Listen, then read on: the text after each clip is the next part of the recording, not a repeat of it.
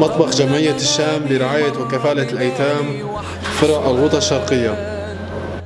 لو أن لعمري ميزانا ما المكيال، أيقاس العمر بأيام أم أعوام؟ فتأملت جلست أفكر فيما يذكر حين يقال رحم الله فلان كان وكان. باسم جمعية الشام لرعاية وكفالة الأيتام وباسم أهالي الغوطة الشرقية نتقدم بالشكر الجزيل لجمعية أليزا السورية وإلى الشعب الفرنسي لدعمه مطبخ الشام للأيتام في الغوطة الشرقية.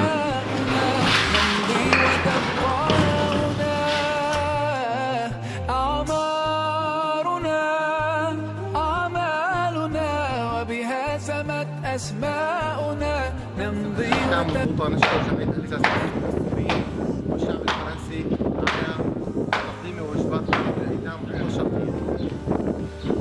جزاكم الله. وين بتجي معي؟ راح ابعتها. أسماؤنا نمضي وتبقى.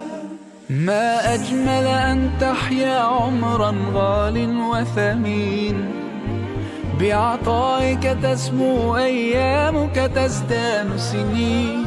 لا تسل الأيام متى أبدأ بالتغيير.